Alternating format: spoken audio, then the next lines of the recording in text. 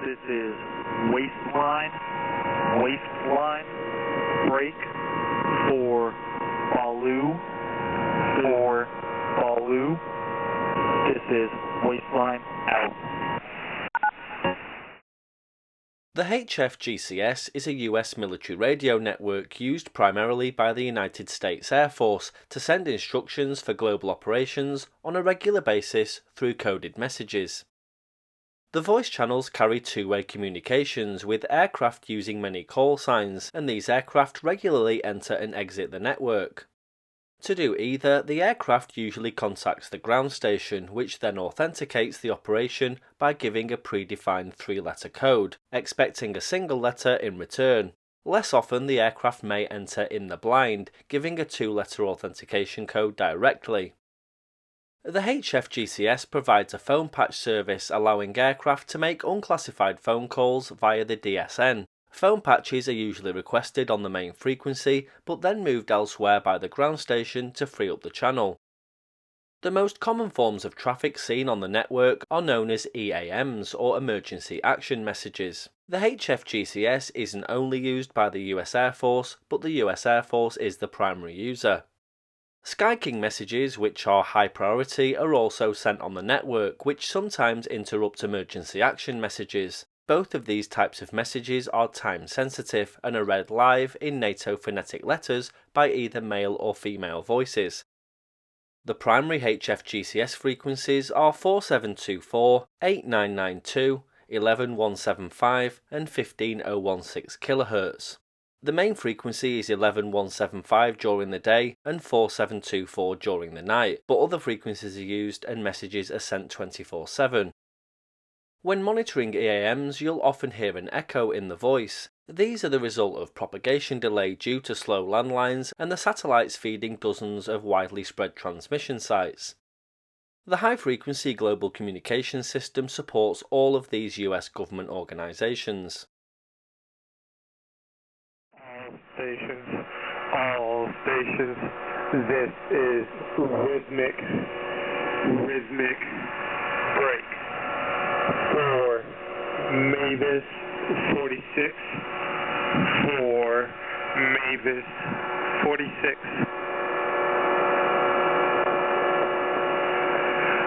for Delta Romeo 2, 5, India, stand by, message follows.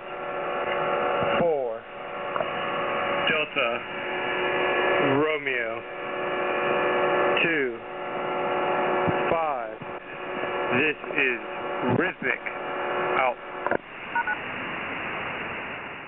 EAMs usually begin with a 6-letter header. The reason for this preamble isn't public knowledge, but some suspect it's for Minuteman missile launches, with the preamble telling the crew which edition and page number of a non-sealed authentication document to use. Once at the right page, the crew would know what message checklist to use. The receiving crew has access to an emergency action checklist binder where the message and instructions are copied to. The message continues after the preamble and is usually repeated. A typical EAM is 30 characters long, but they can often be longer or shorter than that. There have been EAMs over 200 characters long. Oscar, Papa. This completes a message of 216 characters. This is Overgrown out. The message usually ends with something like mainsail out, but these call signs vary. Mainsail is the collective call sign for all ground stations in the network. Some messages are intended for specific recipients and certain call signs are read at the end of the message. Other traffic on the HF-GCS are test counts, where a station will count to 5 then back down to 1, usually with the call sign mainsail. 3, 4, 5, 5, 4, 3, 2, 1, juncture, test out. Skybird is the collective call sign for all US STRATCOM command posts, as well as launch centres, global HF stations, air traffic control towers on Air Combat Command or Air Mobility Command host tenant bases, single sideband HF radio stations and air defence sites in Canada. From time to time, the operator may inform stations to disregard the last message after broadcasting it. Another type of message heard on the network is a force direction message, or FDM. These are another type of message sent through the HF GCS, but there's no way to tell if an FDM is being sent or if it's just a regular EAM. The Single Channel Transponder System, or SCTS, provides emergency action message and force direction message dissemination capabilities to command centres and force elements for the control of strategic and non-strategic nuclear forces. Another common form of message is known as a Foxtrot broadcast, or more often a Sky King message.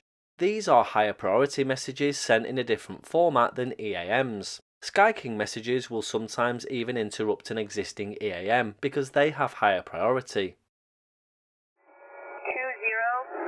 authentication, Whiskey Foxtrot. I say again, Sky King, do not answer. Destin, time, 20, authentication, Whiskey Foxtrot.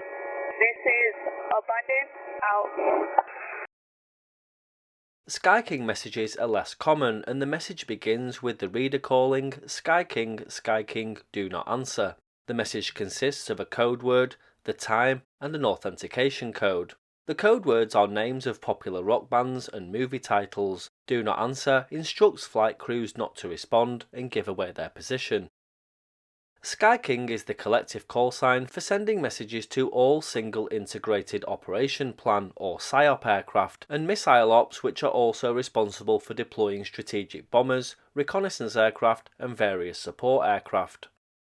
Sky King messages have the same ending as a regular EAM, which can also change depending on where it's being sent from. Until 2016, Sky King messages began with a 3-letter trigraph instead of a call sign. In 2015 and 16, the trigraph was still used, but sometimes a call sign was used instead. Since then, just a call sign is used. From time to time, just like EAMs, the operator may inform stations to disregard the last message after broadcasting it. The thing that makes Sky King messages more interesting for shortwave listeners is that they're still being broadcast. The PSYOP ended in 2003. The Cold War is long over, and I say that loosely, and the US has developed a diplomatic strategy to deal with nuclear proliferation. Does the US still have armed nuclear bombers in the air at all times waiting for radio messages that might end the world? I strongly doubt it. The HFGCS has multiple transmission sites in different countries to ensure they can transmit worldwide and cover the globe, hence the name Global Communications System. The HFGCS has 13 ground stations near US air bases around the world, all of which are remotely controlled from the Network Control Station at Andrews Air Force Base. Each of the sites also has an ALE call sign, ALE being a HF system used to connect a HF station or network of stations. The ALE channels are used primarily for text messaging with the 2G ALE automatic message display feature, although radio checks using plain voice are quite common. Each active ground station emits an ALE sounding every 3 hours. The HFGCS also provides a HF gateway into the CyberNet, a US Department of Defense computer network for classified information. Links are established using 2G ALE, while messages are sent using a data mode. So that's an overview of emergency action messages on the US HFGCS. Next time you're out monitoring the shortwave bands, be sure to listen out for them.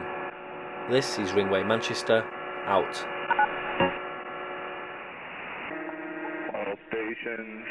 All stations, this is walkover, break, Foxtrot, Hotel, X-ray, Oscar, uniform, Juliet, standby. This is walkover, out.